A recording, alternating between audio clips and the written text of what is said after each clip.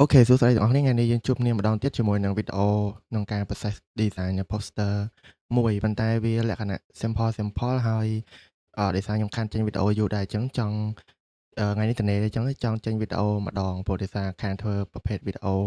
design អញ្ចឹងយូរអញ្ចឹងកុំឲ្យខាតពេលវេលាយូរយើងចូលទៅskin ទាំងអស់គ្នាអ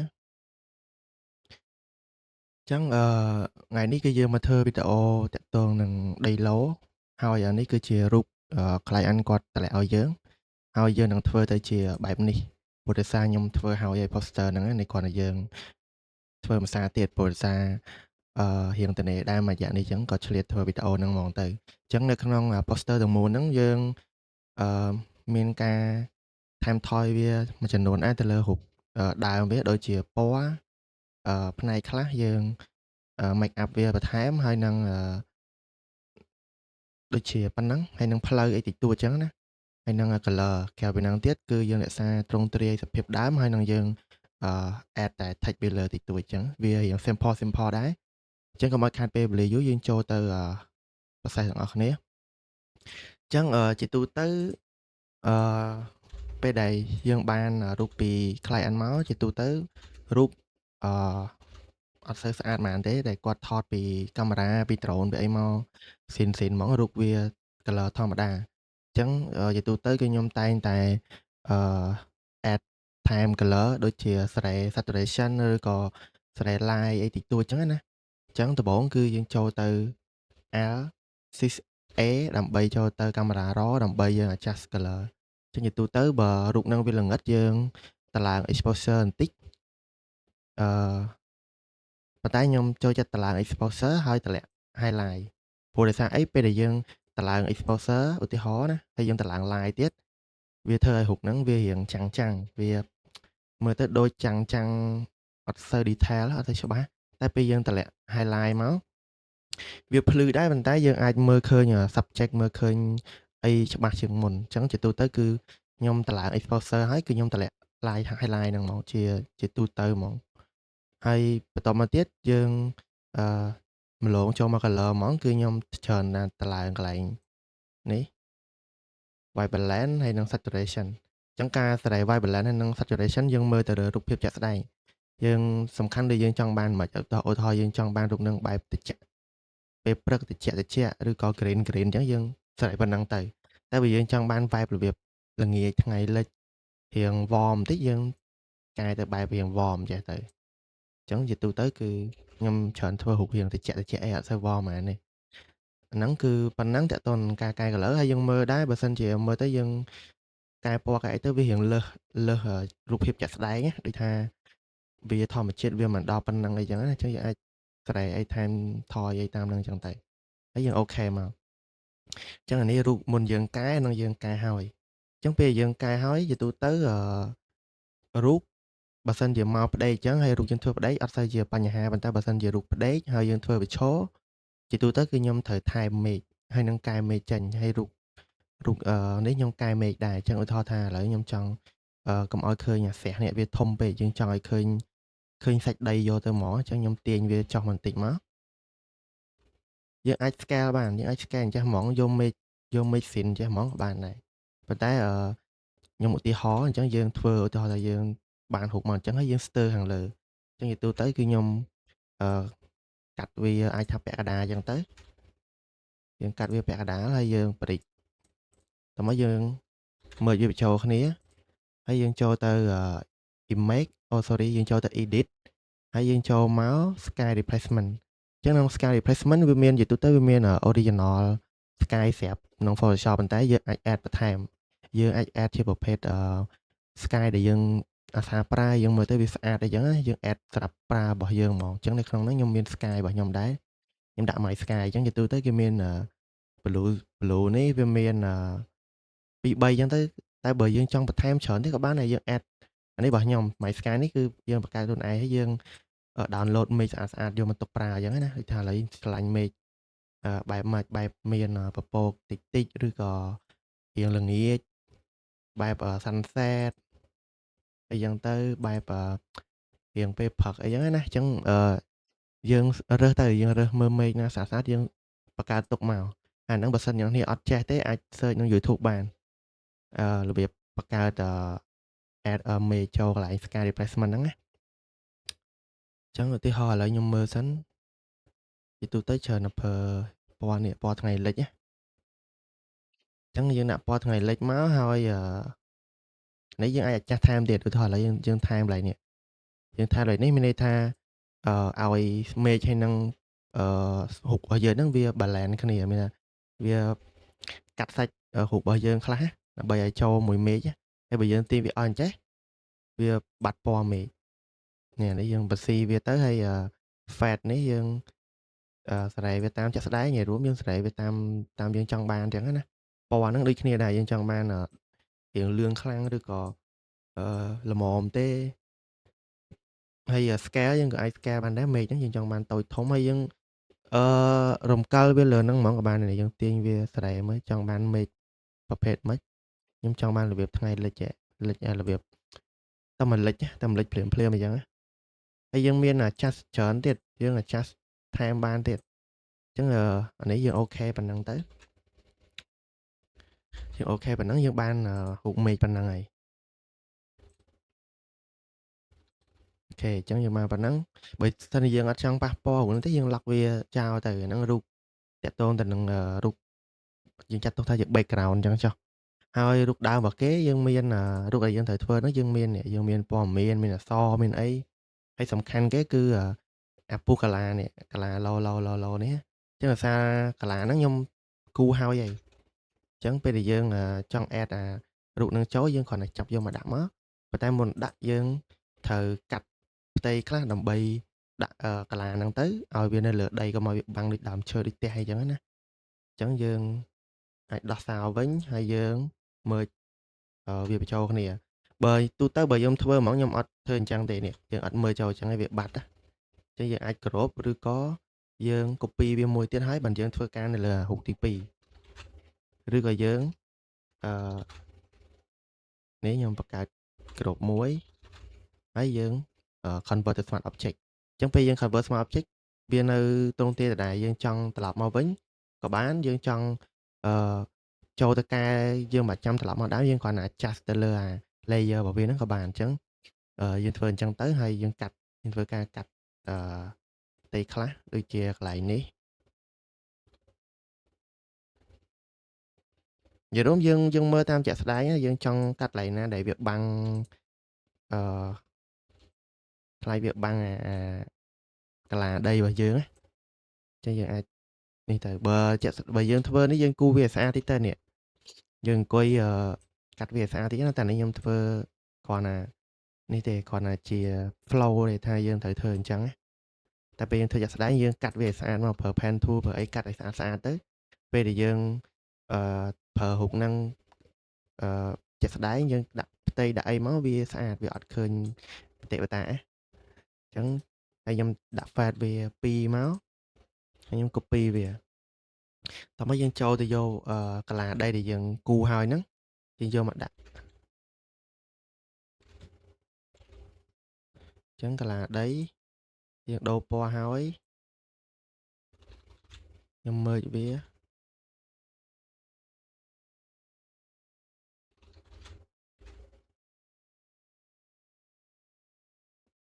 ដោយសារកាឡានេះយើង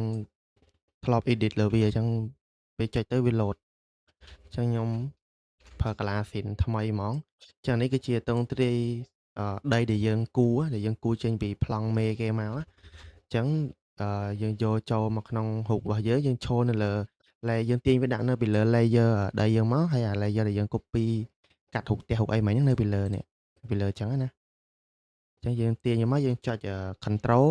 ហើយយើងទាញជ្រុងវាមកនេះយើងទាញជ្រុងវាហ្នឹងមកដាក់ឲ្យត្រូវតាមដីហ្នឹងមកព្រោះសារដីហ្នឹងប្លង់ហ្នឹងគេគូរហើយយើងគ្រាន់ច្រឡងទំហំគេយកមកគូរនៅលើរូបហ្នឹងទេអញ្ចឹងវាអត់អីខុសទេឲ្យតែយើងគូរចម្លងមកត្រូវពេលដែលយើងចាប់នៅលើដីយើងក៏ត្រូវដែរអញ្ចឹងនេះខ្ញុំដាក់ឧទាហរណ៍អញ្ចឹងទៅអានេះដូចគ្នា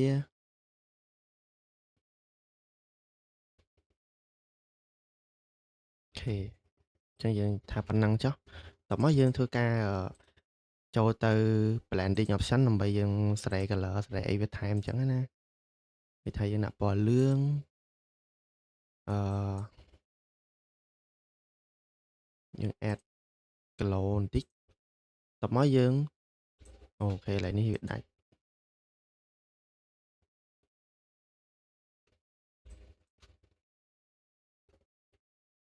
ចឹងហ្នឹងអត់អីទេយើងកែវា adjust តាមរាងដីហ្នឹងទៅអូខេតមកយើងស្រេកន្លែង mode វាថាយើងយកបែបម៉េចយកបែបដូចថាវារៀងចូលមួយដីអីចឹងទៅអានេះវារៀងខ្លាំងពេកយើងតម្លាក់វារៀងឃើញជាស្មៅបានទេយើងមើលឡែកនេះបញ្ហាយើងគឺផ្លូវរបស់យើងវាខុសមួយផ្លូវនៅក្នុងរូបនេះនេះផ្លូវរបស់យើងវាខុសនេះអញ្ចឹងយើងអាចធ្វើអញ្ចឹងបានដែរយើងweb វាយកហ្មងទៅ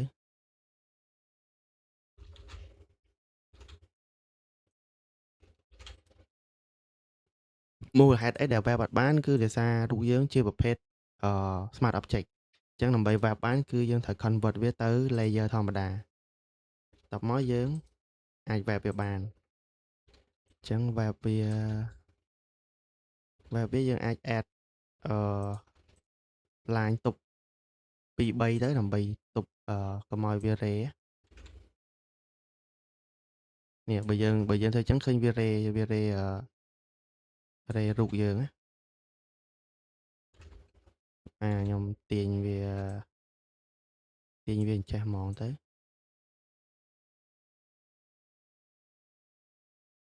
នេះទាញអញ្ចឹងហ្មងទៅ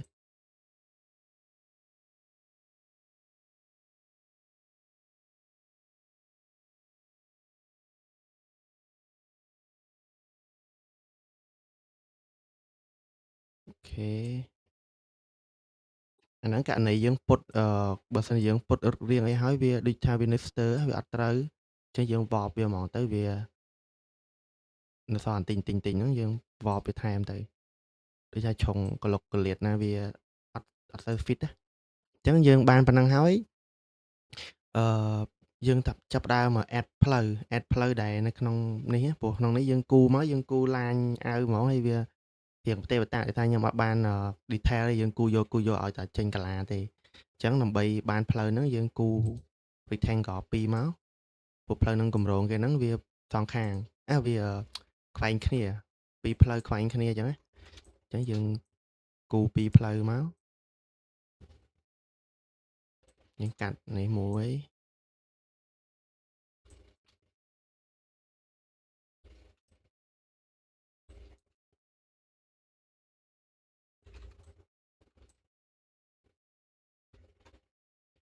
អូខេអញ្ចឹងយើងព្រមខាងនោះរៀងខ្លីមករៀងទូចមក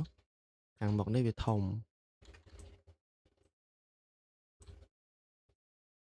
នេះរបៀបចឹងណាផ្លូវហ្នឹងណាយើងក៏ដាក់ហេតុទេអាហ្នឹងបើសិនជាយើងធ្វើយកស្អាតហ្មងយើងកាត់វាតាមរាងដីហ្នឹងហើយយើងត្រូវមកអាប់ផ្លូវបញ្ចូលទៀតសាច់ផ្លូវជាផ្លូវភេទម៉េចយើងមកអាប់វាបញ្ចូលទៅអញ្ចឹងនេះយើងបានសាច់ផ្លូវខាងក្នុងហើយយើងមើលវាបញ្ចូលហើយយើងស្រឡាច់វាស្រឡាច់ដើម្បីអីស្រឡាច់ដើម្បីម៉ាស់នៅលើផ្លូវយើងនេះតែឥឡូវខ្ញុំអត់ទាន់ដាក់ម៉ាស់អញ្ចឹងខ្ញុំបង្កើតម៉ាស់សិនហើយបើយើងស្រឡាច់នៅលើផ្លូវយើងហើយបើយើងចូលនៅលើកាឡាដីហើយបើយើងម៉ាស់យកឡានអញ្ចឹងណាម៉ាស់យកប្រឡោះផ្លូវទៅហើយពេលយើងបើកនេះមកវិញយើងស្រែមើលនេះទៅស្រែមើលប្រភេទ mode ថាយើងយកមកយក mode មកឲ្យស៊ីមួយដីហ្នឹងអញ្ចឹងណាឧទាហរណ៍ថាពណ៌ហ្នឹងវាអត់សូវត្រូវសោះតែត្រូវយើងតម្លាក់វាបន្តិចមកគាត់ថាឲ្យដឹងថានៅក្នុងហ្នឹងវាមានផ្លូវយើងគូឲ្យគេមើលស្រួលមើលអញ្ចឹងណាអានេះខ្ញុំម៉ាស់វាចេញបន្តិចតែប៉ុន្តែនឹងយើងត្រូវ copy យើងត្រូវកាត់ដីកាត់ដើមឈើកាត់អីនេះដើម្បីស្អាតអញ្ចឹងបើយើងអត់បានកាត់ទេយើងអាចលុបវិញអញ្ចឹងទៅអញ្ចឹងដោយកន្លែងអឺនេះវាបាំងដើមឈើអញ្ចឹងខ្ញុំម៉ាស់ឲ្យដើមឈើហ្នឹងតិចទៅ របៀបថាដើមឈើហ្នឹងវានៅពីលើដីអញ្ចឹងវាយើងមើលពីលើទៅវាបាំងអីចឹងណារបៀបចឹងអញ្ចឹងយើងលុបតិចៗចឹងទៅអានេះវាអត់សំខាន់លើຂະຫນាតលើអីទេសំខាន់ឲ្យអ្នកមើលគាត់យល់ថារូបរាងមិនដីហ្នឹងណាហ្នឹងជាអីដែលគេចង់បានភ្ញៀវចង់បានយើងធ្វើតាមភ្ញៀវទៅហើយយើងតម្លាក់នេះបន្តិចអូខេព្រោះគាត់ចង់ព្រោះដីហ្នឹងស្អាតស្រាប់ហើយគាត់ចង់ឲ្យអីឡាញអីញ៉ៃញ៉ៃទេហើយគាត់ចង់ឲ្យយើងធ្វើផ្លូវនេះទៅជាបេតុងឲ្យហើយព្រោះផ្លូវនេះគេធ្វើបេតុងគ្រាន់ថាឥឡូវគេអត់ទាន់ធ្វើអញ្ចឹងណាអញ្ចឹងខ្ញុំគូនេះមួយតមកដើម្បីដឹងថាវាត្រូវអត់យើងតម្លាក់នេះមកហើយយើងសរេតាមសាច់ផ្លូវជាក់ស្ដែងអញ្ចឹងណាអូខេតែប៉ុន្តែនេះយើងគួរតែកាត់លបងនេះមួយទៀតដើម្បីធ្វើម៉ាស់ដើម្បីធ្វើម៉ាស់ដើម្បីដាក់វាពីលើផ្លូវកុំឲ្យវាមើលទៅវានេះតែតាមពិតដោយសារលបងនេះវារៀងទូចដែរអញ្ចឹងយើងមើលអត់សូវដឹងទេតោះយើងស៊ូមអញ្ចឹងយើងគ្រាន់តែ copy អាហ្នឹងមួយមកដាក់នៅពីលើទៅហើយទៅពេលយើងដាក់ផ្លូវមកផ្លូវយើងនៅពីលើនេះវាស្អាតយកហ្មងអញ្ចឹងខ្ញុំតម្លើងហើយយើងទៅយកផ្លូវដែលយើងធ្វើនៅក្នុងការងារចាស់របស់យើងហ្នឹងនេះផ្លូវនេះអញ្ចឹងផ្លូវហ្នឹងគឺរូបទេរូបនេះរូបផ្លូវអញ្ចឹងដែរហ្នឹងគ្រាន់តែយើង clipping mask វាចូលមកអូខេអញ្ចឹងរបៀបអញ្ចឹងហើយបើយើងចង់ឲ្យវាកាន់តែស្អាតយើង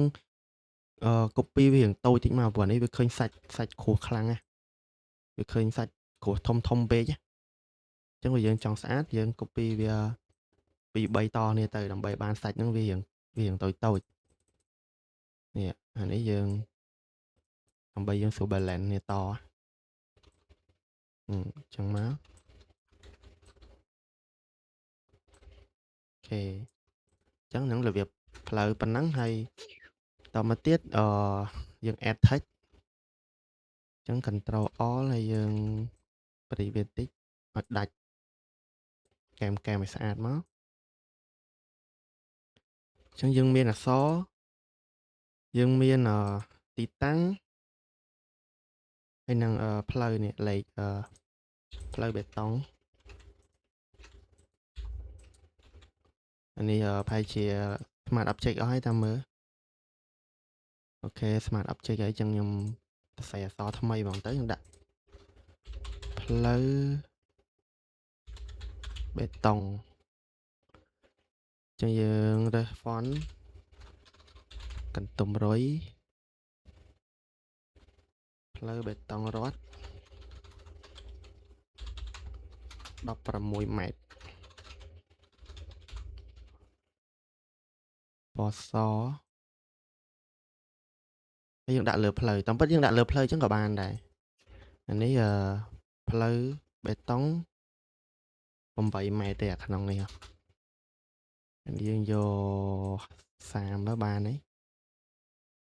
30គុតអានេះ60គុតអញ្ចឹងដើម្បីឲ្យវាមើលទៅវាត្រូវ perspective យើងវបយើងសេរី perspective វាតិចទៅដើម្បីសេរី perspective តើ convert វាទៅ smart object សិនបានយើងសេរីបានអញ្ចឹងយើងចុច control alt shift មកហើយយើងទាញត្រង់វាបន្តិចមក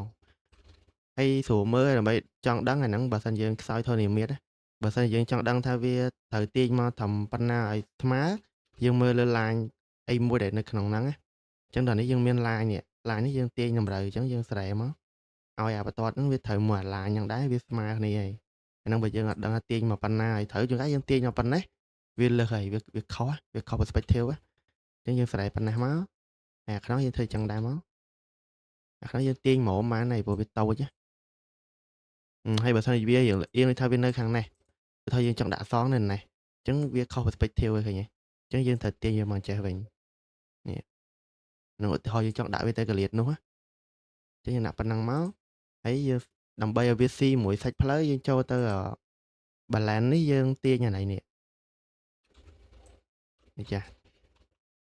នេះទាញខាងក្រោមនេះតិចមក យើងសេរីវាតិចៗណាសេរីមើលវាចូលនៅក្នុងនេះអត់ចូលនៅក្នុងផ្លូវហ្នឹងអត់នេះបើយើងទាញខ្លាំងពេកក៏វាអត់សូវស្អាតដែរយើងទាញមុំទៅអានេះចឹងដែរមក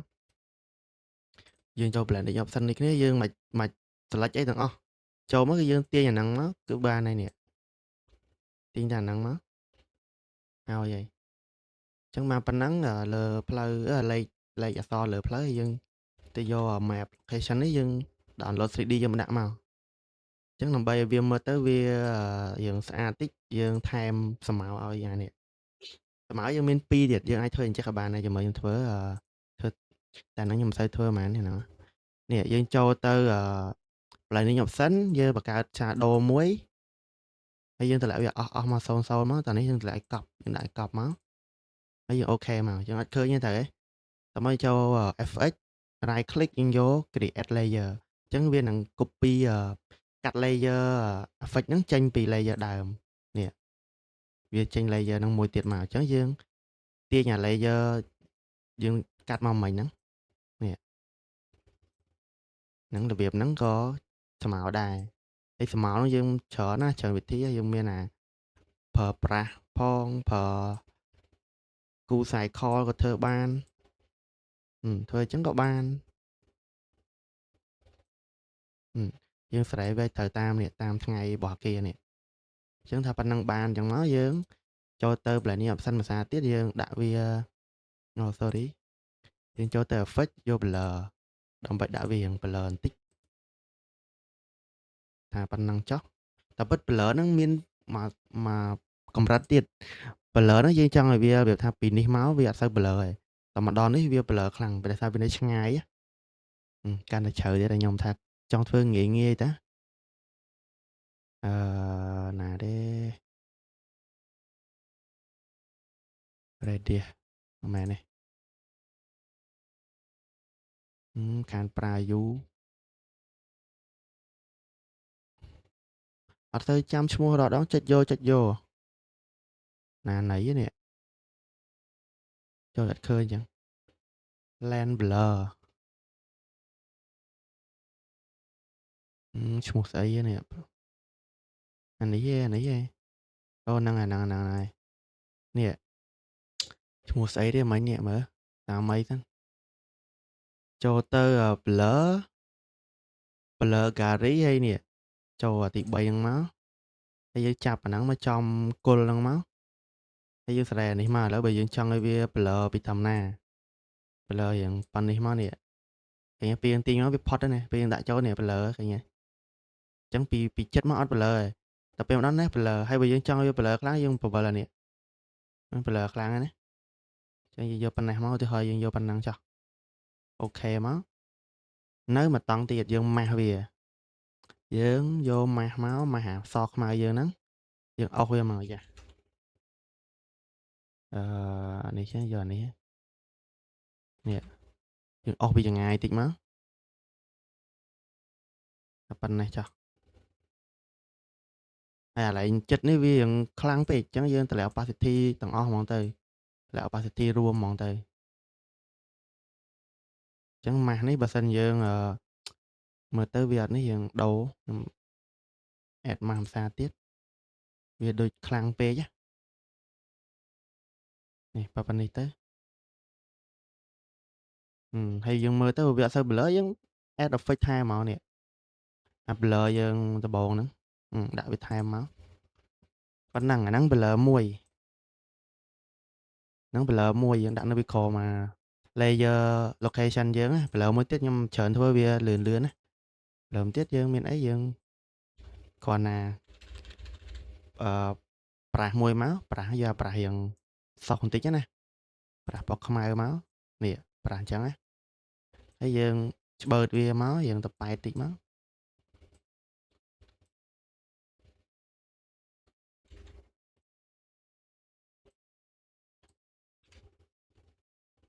អញ្ចឹងទៅយើងតម្លាក់ opacity វាយកមក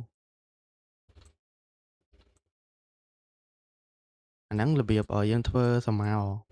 អញ្ចឹងមានច្រើនស្រមោលហ្នឹងយើងអាចធ្វើតាមច្រើនវិធីអានេះរបៀបថារបស់ហ្នឹងវានៅនេះវាយើងដាក់អញ្ចេះ មានថារបស់ហ្នឹងវានៅរៀងខ្ពស់ពីដីហើយស្មៅហ្នឹងមានចាំងពីលើចុះក្រោមប៉ុន្តែជាក់ស្ដែងយើងមិនចាំងពីលើចុះក្រោមទេយើងល្ងាចអញ្ចឹងវាចាំងពីប្រឆិតមកវាចាំងដល់នេះចាំងដល់នេះស៊ីជាងហើយយើងដាក់រៀងចង់នេះបន្តិចមកនេះអារបៀបអញ្ចឹង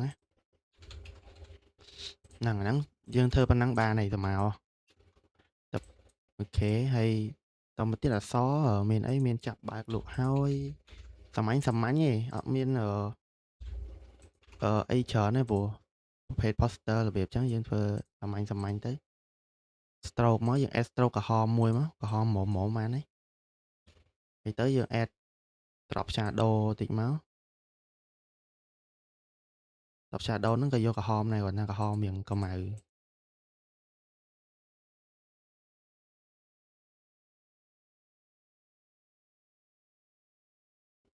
ហើយបើយើងចង់ស្អាតយើងដាក់វា2ជាន់មកដាក់2ជាន់នៅក្រោមនេះយើងដាក់វាទៅពណ៌រៀងក្រហមដិតតិចណាយើងដាក់color វាក៏ក្រហមកម្ៅដែរ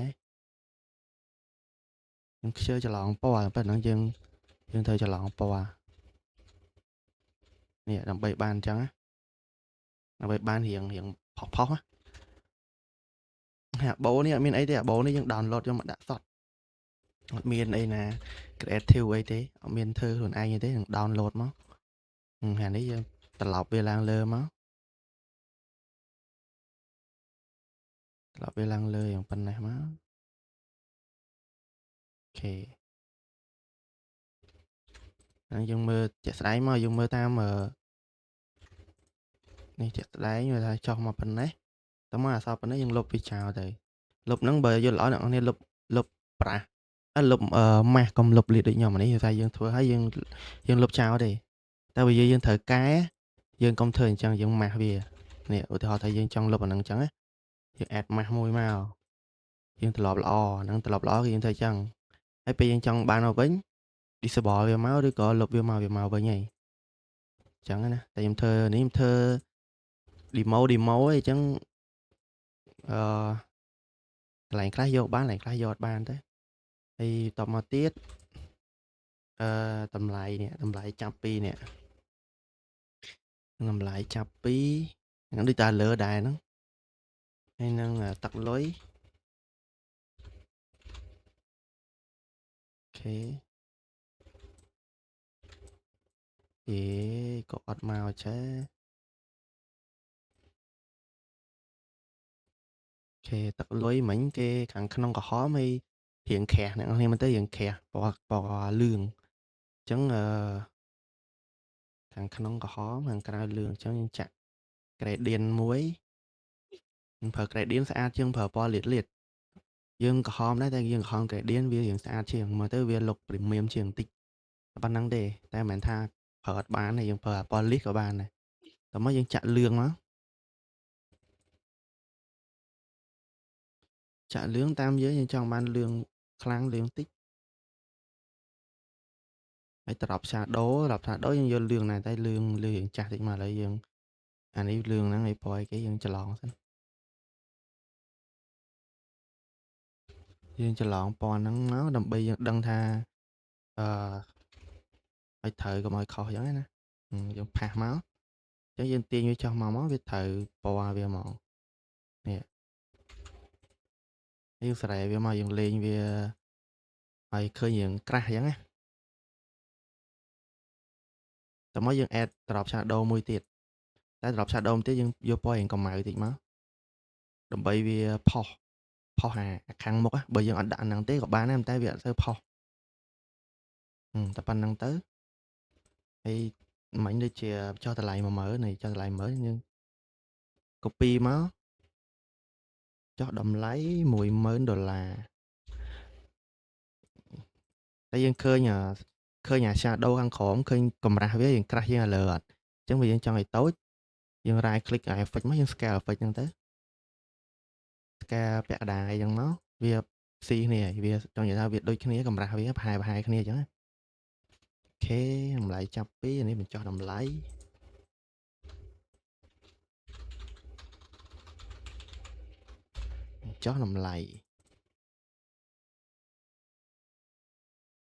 យើងតូចយើង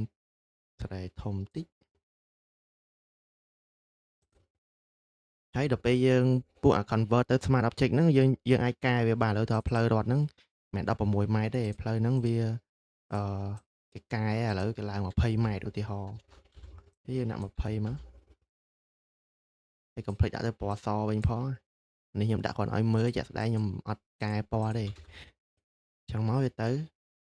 ចាំមិនអត់ទៅ20ម៉ែត្រចឹងអាមិនទេនៅណាស្កុយចុះមកមិញចុចអីគេបានទៅចេញអាណាណៃនោះវិញនេះចេញ20ម៉ែត្រហើយចុះនេះមកពីណាវិញចុះនេះយើង select លើអក្សរហ្នឹងមកយើងកែដូចអានេះដែរនេះដូច8នេះ8ម៉ែត្រនេះយើងកែមកថាដាក់10ម៉ែត្រចឹងមកចេញ10ម៉ែត្រទេគេហើយ perspective វានៅដែរ effect វាអីនៅដែរទាំងអស់ចឹងអាហ្នឹងគឺគុណសម្បត្តិនៃ convert ទៅ smart object គេច្រើនធ្វើអញ្ចឹងហើយយើងដាក់ឈ្មោះដាក់អក្សរអញ្ចឹងមកលេខទូរស័ព្ទមកនេះខ្ញុំអត់ដាក់ទេថាកុំឲ្យប៉ះពាល់ឈ្មោះប៉ះពាល់អីយើងដាក់តែប៉ុណ្្នឹងទៅហើយយើង add ថែមតិចតួចមកបើឧទាហរណ៍ថាយើងចង់ឲ្យវាកាន់តែស្អាតជាងហ្នឹងយើងធ្វើរបៀប zoom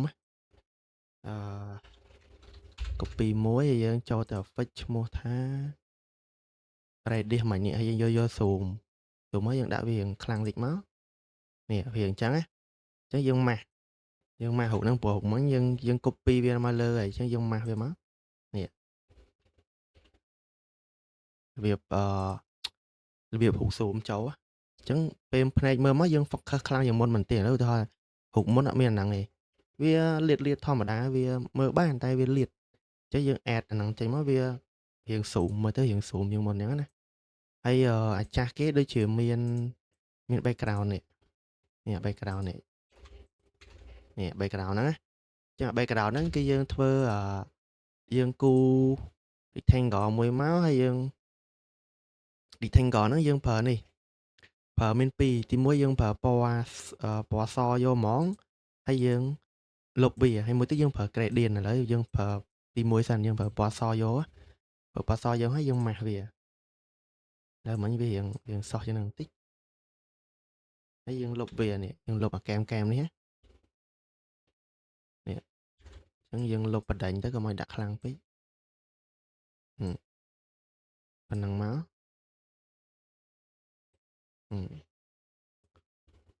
អាហ្នឹងវិធីធ្វើអាស្មៅហ្នឹងដែលខ្ញុំប្រាប់មិញហ្នឹងហើយយើងដាក់វាទៅក្រោមទៅដើម្បីវា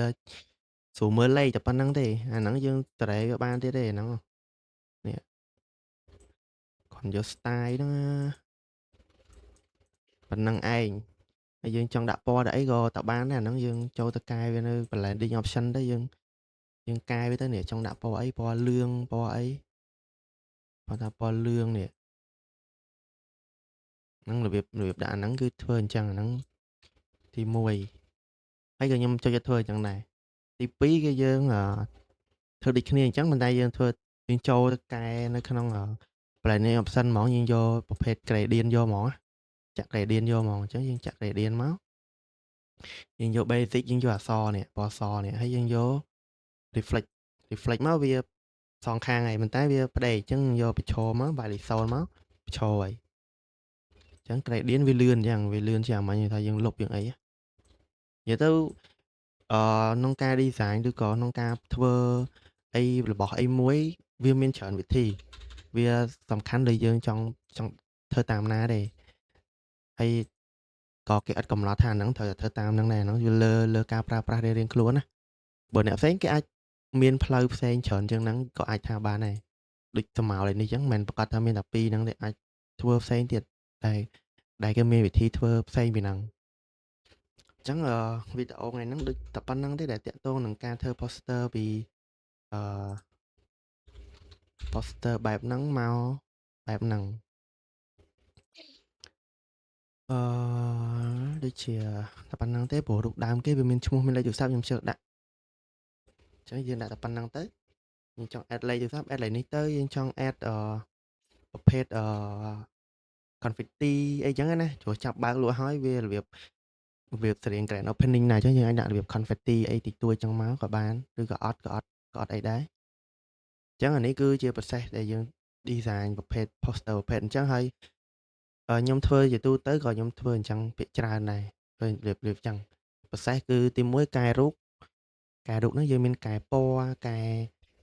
យើង retouch វាតិចតួច retouch មេឃ retouch color retouch អីកន្លែងខ្លះដូចសម្រាមមានកន្លែងខ្លះមានសម្រាមរូបនេះស្អាតបើរូបខ្ញុំធ្លាប់ធ្វើពីមុនដូចថាមានសម្រាមកន្លែងនេះគៀនៗអីចឹងគឺយើងclean វាឲ្យស្អាតដើម្បីឲ្យគេ look មកកន្លែងហ្នឹងវាស្អាតដែរអញ្ចឹងណាហើយដូចជាប៉ុណ្ណឹងទេបន្ទាប់មកយើងធ្វើចាប់ដើម process design អីនៃ AI តាមនឹងជាក់ស្ដែងអញ្ចឹងទៅអញ្ចឹងវីដេអូថ្ងៃហ្នឹងមានតែប៉ុណ្្នឹងទេហើយដោយសារខ្ញុំកាន់ធ្វើវីដេអូយូរហើយនៅក្នុង channel ខ្ញុំអឺនេះក្នុង channel ចាស់ខ្ញុំនេះខ្ញុំខានធ្វើយូរដោយសារខ្ញុំបង្កើត channel ថ្មីសម្រាប់ភ្លើននេះខ្ញុំធ្វើ podcast អញ្ចឹងនៅហ្នឹងអ្នកនរគ្នាអាចចូលស្ដាប់ podcast បានខ្ញុំធ្វើបាយបាននិយាយទៅធ្វើត្នេធ្វើអញ្ចឹងទៅហើយក្នុងនេះក៏ចឹងដែរខ្ញុំខានធ្វើឡើងចង់មួយឆ្នាំនេះ11ខែអញ្ចឹង